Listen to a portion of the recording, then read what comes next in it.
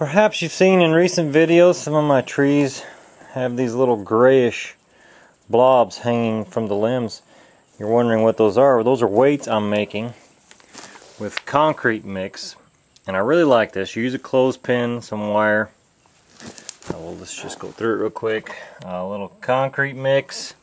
A little goes a long, long way. I would say a bag would last you forever. Some clothespins. For 99 cents you can get all you need.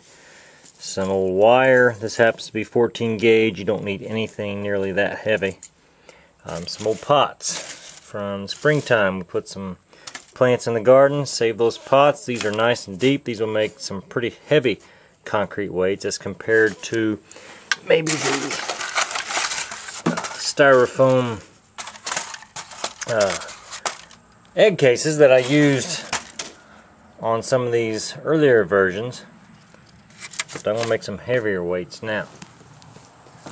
So how to go about this? Simple and easy. I didn't come up with this idea. Read about it and simply copied it. I took a clothespin, doing this one-handed. So I put the wire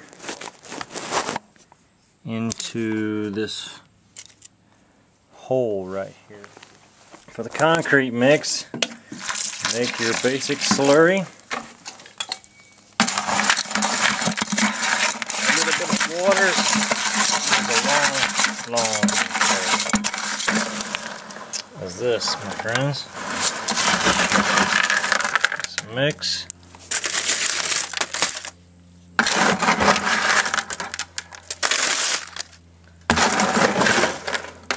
Have one come loose, so I think this is a pretty good system. And if you want to get cute, you could paint them red, put them in your trees, make them look like apples. I tend to leave them gray. They don't really show up that way. Alright, just a little bit of water. And this time tomorrow, in 95-degree heat, they'll be ready to go. Concrete weights for your apple trees. Give it a try. This was pretty much a one-time usage in the old container here that I had some potted plants come in, but let's take these out to some trees.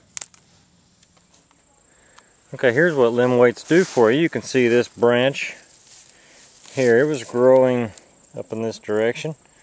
Put a little weight on it, and that's bent it out really nicely away from the central leader. Same with this one here. And this one will probably be ready for one here soon to extend it down like this.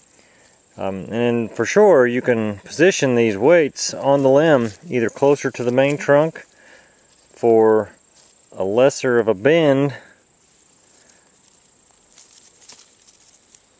like this, or you can position it out towards the end, and that will give you the greatest effect. Of course, you don't want a limb on a traditional central leader tree. You don't want a limb just hanging straight to the ground. Remember now, with a tall spindle, you don't necessarily want the outward growth as much as you want some downward growth in this first year to get some early fruiting. Put that weight on there. Maybe we'll move it out a little closer to the end.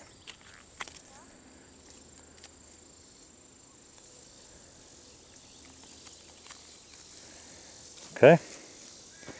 Now you see how we've bent that branch downward, and I won't just leave this for weeks without coming back. I will come back within a day or two and make sure we're not bending that branch too far. Don't want to lose the branch and break it off. We do want to correct the shape.